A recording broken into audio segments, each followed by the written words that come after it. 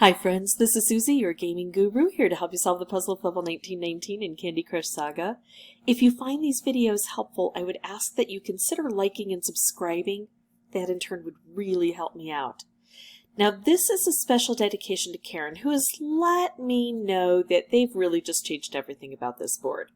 It's a nightmarishly hard level, we can tell because of this deep blue background.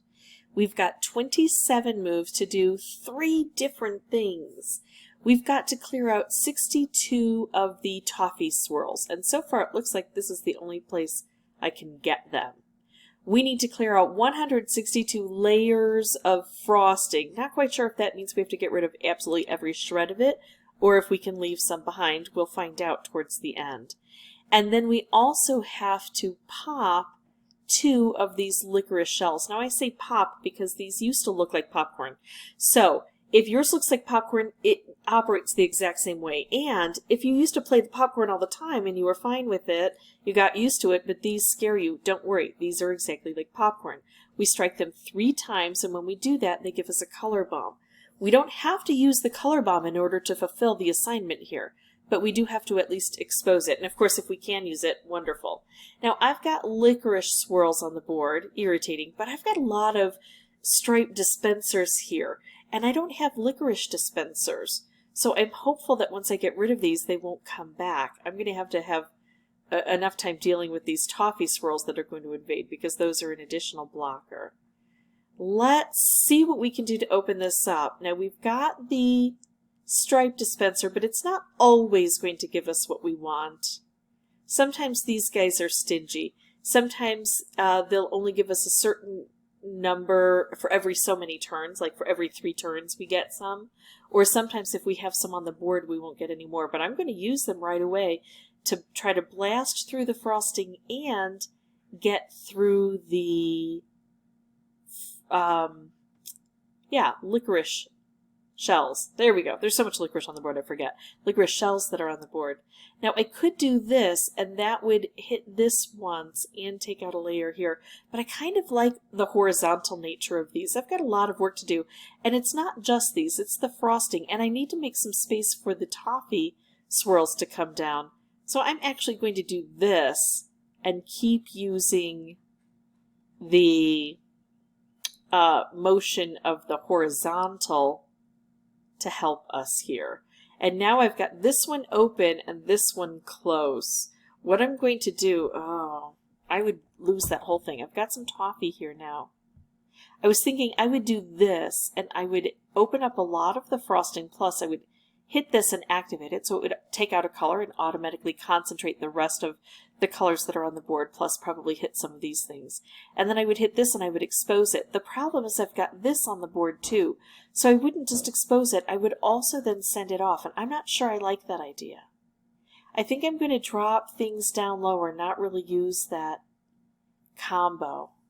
Now, why does it feel like I've got so much licorice here, even though I've taken out a lot of licorice? Is it just that the stuff that was here has come on the conveyor belt up to here now? Or is it producing? I still haven't figured that part out. 1, 2, 3, 4, 5, 6, 7, 8, 9 on the board. Presumably half of what we had, because we had 18. So that's good. Let's do this. We didn't take out a color because licorice got in our way. 1, 2, 3, 4, 5, 6, 7. So we are getting rid of this. I'm going to make another color bomb that takes out a color and concentrates things down. Now I've got this striped wrapped combo, and it's along the bottom where the frosting is super thick. I think I'm going to go ahead and take this. The problem is I've got so many good moves, it's hard to know which is the best one to take. But because the board is good at giving me things, either just by virtue of having these dispensers here, or because when we make chaos, it creates this opportunity for things to come down and form magically for us, I'm not going to worry about trying to set up moves. If I've got the opportunity to easily make a color bomb, I might go for that. But I'm not going to go to extraordinary lengths to get a stripe, because I don't think it would have much value, and just bringing things down seems to make a lot of beautiful chaos for us. Oh no, there goes my voice.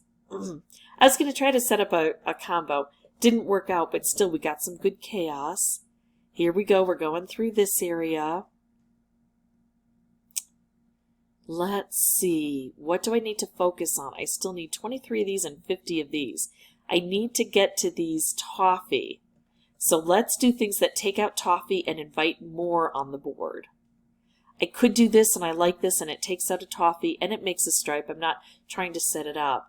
But I think what I like even better is this, which takes out toffee and takes out frosting and releases more space so more toffee can be invited down onto the board. I think I'll take this, and then I think I'll do this. It'll be explosive and hopefully clear out a lot of that frosting so we can get to the toffee. And look what happens. That toffee is now streaming down. That's exactly what I needed to have happen. Got this beautiful cascading. One of the reasons the cascading is going so well is because when we take out a color with a color bomb and everything gets concentrated down, life just becomes easier. So I'm not going to go through Herculean efforts to set things up, but I will take what's available. If you hear some strange noises, the kitten is clawing up the chair that's next to me. He's got one chair and ottoman that he gets to claw on. And he's taking full advantage of that. So here's the answer to the question, do we need to remove all frosting? Yes. We have one frosting on the board. We have one frosting left to collect. So that is the answer we have. Now I have to make the very best choice possible. If I make this move, if I push the green up into the purple, I take out these 3 columns and then these 3 rows. If I push this purple down into the green, it would still be the same 3 columns because this is in the center. We'd remove the one to the left, the one to the right. But the pivot would be different. This would be the primary color that I'm using. So it would take out this row, the row above, and the row below. Hopefully we all know about that. But maybe not. I could see myself going through a couple thousand levels without understanding how that works. So if you don't understand that, that happens with combos, with stripes and with wraps. I'm going to check and see what I can accomplish with both of these. If I pull this purple down into this green, it takes out this row, the row above, the row below. That would be 1, 2, 3, 4 of the toffee, and the frosting would be gone. So I'd still need 5 of these. Now I would also be setting off a couple of different things, but I wouldn't be setting off this. So there would be some chaos that also might help. If I push this up this way, I take out 1, 2, 3. Oh wait, I would take out 1, 2, 3, 4, 5, because I would get this because this is in this column. If I push it this way, I would get 1, 2, 3, 4, 5, 6, 7, so very close. But I wouldn't hit this. But I would also set this off, so then 8. And I would set myself up, I think, for a lot of chaos. So here's what I'm thinking about doing. Foregoing this and taking this out, and seeing if I can shift things downward and get even thicker things, and then doing this. But it's going to change the board, and it may remove this opportunity. Anytime I see something and I don't take it, and I take a different move instead, who knows what chaos can be created. I still think it's worthwhile. I want to see what happens. Okay, so now I need 8. I'll be able to collect 1, 2, 3, 4, 5. I won't be hitting this, so I won't be getting this 6th. So 6, 7. And then I'll be also hitting, taking out a lot of, I'll be creating a lot of stuff. I'll hit this, which will hit this. Wait, let's see. If I pull it down this way, I have to look at these again because everything has changed. These didn't drop down like I thought they might. So I would, if I go to the lower one, I'd be taking out 1, 2, nothing, 3, 4, 5. These guys really aren't going to help much. 6, 7. I wouldn't be hitting this. I would be hitting this and it would drop down and probably get me 8. Now let's go up one.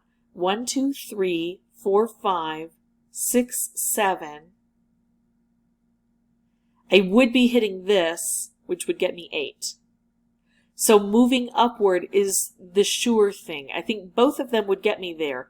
This one will definitely get me there. So very important to slow down and take a look at all of the moves you have, especially if you find yourself in a situation where you're fairly lucky. You've got almost everything done and you only have a few moves left, or in my case, 1 move left. So that is how I beat this one, Karen. It is tricky. It's listed as a super hard level. The good news is I was able to get it done on my first try. But remember, I have huge amounts of experience because I have played so many of these levels so many times. That's the good thing about this. The more I fail, the more experience I get, and the better it makes me at the rest of the levels. So every time I play, win or lose, I understand that it's helpful to my future. If you have any questions or comments, please put those below, and as always, thank you so much for watching. Bye-bye.